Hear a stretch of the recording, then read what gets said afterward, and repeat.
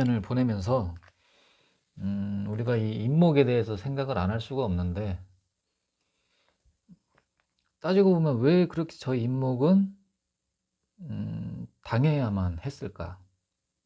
그거를 항상 우리가 생각은 해봐야 될 것 같아요. 충을 하는 이유는 이 충. 항상 상대가 나의 힘을 빼앗아가면서 강하기 때문이거든요.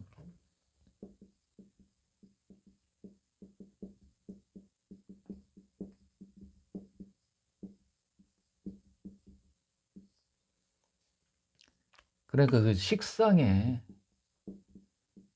힘을 막아버리고 그거를 본인의 힘으로 역이용하면서 강해진 것은 부작용이 항상 있다는 거죠. 부작용. 그게 바로 그 이민년의 인목의 모습이지 않았나, 저는 그렇게 생각을 하거든요.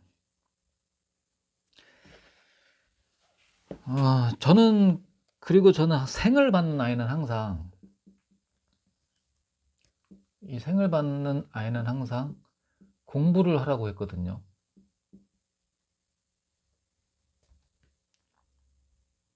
우리 모두 그렇게 생을 받으면서 공부했어요. 하나 덧붙이면 나이 40이 되었더라도 공부를 하지 않은 장생은 아직 애입니다. 주변 상황이 나를 이제 애 취급을 할 거예요. 그러니 반드시 공부하셔야 한다는 뜻이고, 그래야 상황에서 벗어나고, 그 공부는 이제 일반 공부가 아니고 본인의 뇌를 정리하는 단계로 보셔야 됩니다. 그러니까 우리가 엄청난 걸 공부를 하면서 마치 엄청난 걸 깨달았을 때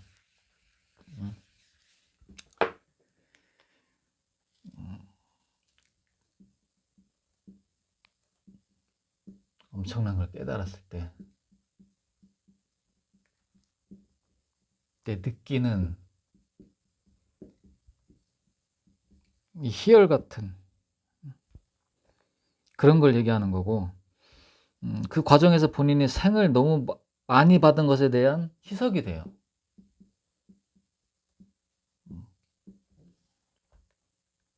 그래서 우린 받은 것에 대한 보답으로 공부를 하게끔 만들어졌고, 우린 그게 이제 취업을 위한 목적인 줄 알지만 사실은 인성으로 갚는 거예요. 인성으로. 어쨌든 너무 힘을 키운 인목과 그걸 치려는 이 신금, 이게 충돌해서 이제 서로의 힘을 적절하게 빼고 충돌해서 통제로 바뀌는 구간이 바로 이 경신월이라는 거죠.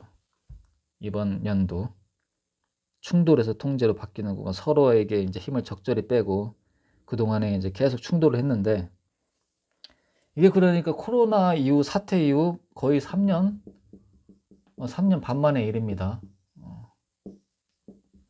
꽤 의미 있는 구간이죠. 인성이 좋아 보이니까 재성과는 이제 반대 개념이잖아요. 올해는 인성이 좋아 보이니까.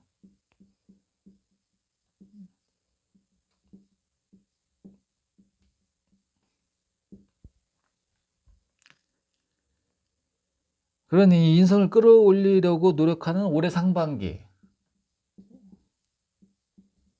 최소 올해 상반기, 이것은 이제 재탐이 이제 대실이라고 보셔야 됩니다. 크게 망하는 굉장히 위험한 구조죠. 이게 투자를 하셔서, 여러분이 투자를 하셔서 성공을 하셨더라도 마찬가지예요.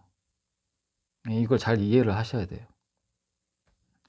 즉 돈 버냐 아니냐 이걸 얘기하는 게 아니고 해서는 안 되는 구간이라고 얘기를 하는 거예요. 저는 해서는 안 되는 구간. 이것은 결국 되돌릴 거예요. 결국 되돌릴 거예요. 어떤 식으로든.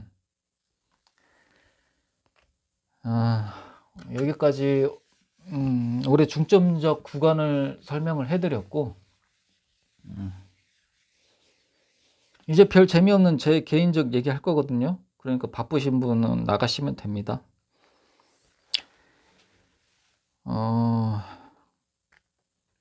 저도 쌤들처럼 명리학을 관심에 두고 막 흥미를 갖고 배우기 시작했을 때 몇 개의 채널에서 영상을 재미있게 들었던 적이 있었겠죠. 근데 강의를 들으면 분명히 재밌는데 그 후에 돌이켜보면 희한하게 남지를 않았어요. 그리고 다시 포커스를 나로 집중해서 보니 내가 크게 잘못하고 있는 부분을 알게 된 거고, 이것이 공부의 진행 방향을 바꾸게 된 계기가 됐어요. 전환점이 바뀐 거죠. 그 과정에서 이제 기존 이론하고 정면으로 이게 충돌하는 부분들을 제가 자꾸 접하면서, 또 한편으로는 명리학을 배우러 온 사람들이 명리학을 배운 후에 오히려 서로가 안 맞는다며 식견이 좁아지는 부작용을 보면서 결국 저는 직접 채널을 운영하는 계기가 됐습니다.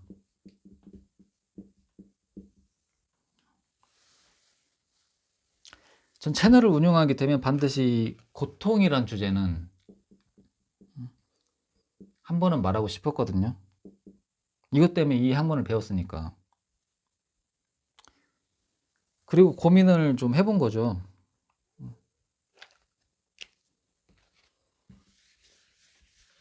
어떤 고민을 해봤냐면,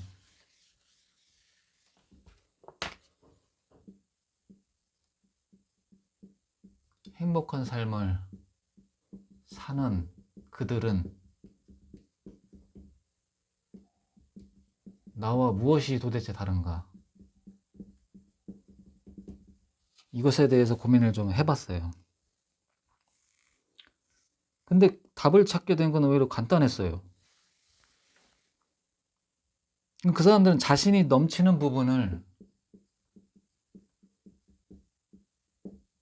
정확하게 알고 그것을 나눌 줄 알더라고요. 그리고 전 내 부족함만 알고 채우려 했다는 거죠. 나는 인성이 오히려 넘치는 사람인데 문제는 고통이란 걸 인정해야, 고통을 인정을 해야 발현이 되는 사람이었어요.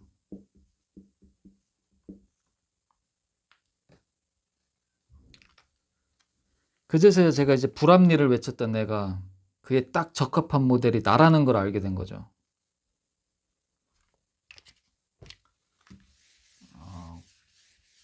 약간 고백을 좀 하자면,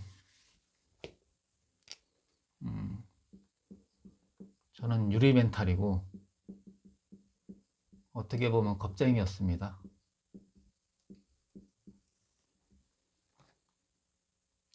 그것을 이제 커버하기 위해서 포커페이스도 하고 세 보이려고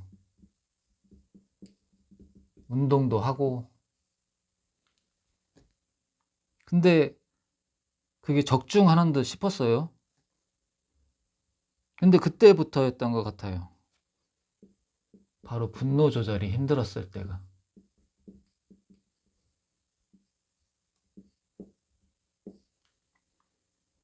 정확하게 이때부터였어요. 굉장히 열심히 살고자 했는데 삶이 더더욱 나락으로 빠졌어요.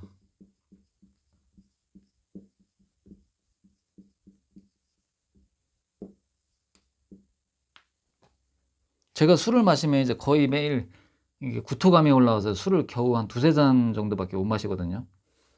근데 어렸을 때 이제 직장에서 술을 따라주면 그걸 지지 않으려고 정말 무식하게 마셨던 것 같아요.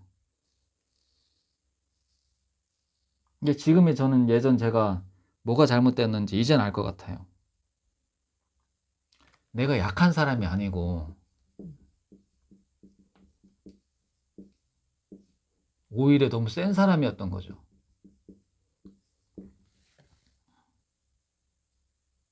그것도 이기적일 정도로.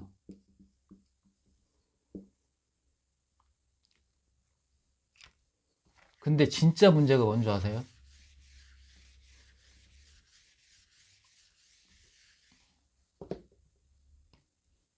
진짜 문제가 뭐냐면 센 놈이 약한 척을 하는 게 제일 문제예요. 이게 나였더라고요. 사실은 센데 약한 척을 하고 있는 게 제일 문제였어요. 그게 문제였어요. 난 상황을 파악하고 굉장히 힘들었지만 문을 꼭꼭 잠그던 걸 풀어서 이 태풍 앞에 날 그냥 집어넣기로 했어요. 쎄고 있고 싶었냐? 그게 아니고요. 그냥 날 때리라고 한 거예요.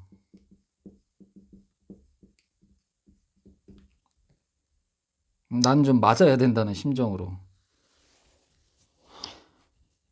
그리고 전 여러분이 거의 없는데 이 악플을 쓰시면 사람인지라 조금 힘들지만 이젠 그 댓글러에게 그러지 마시라고, 본인을 위해서. 구독자가 300명도 안 되는 강의 채널에서 자기 주장을 펼치는 이 사람하고까지 본인이 부딪힌다면 세상에는 온통 본인을 공격하는 사람들 뿐이잖아요. 어떻게 버티시려고 그래요? 라고 설득이 가능할 정도로 데미지를 덜 받게 되었습니다. 이게 기분이 뭐라 그럴까? 그러니까 네가 강해? 그러면 그에 맞는 행동으로 날 설득해봐.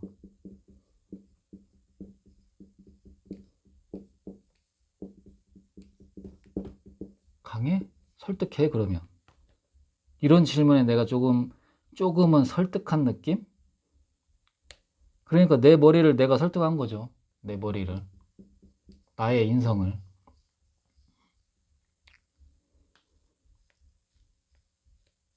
그 방법은 지금의 인정이었고, 인정으로 설득을 한 거죠.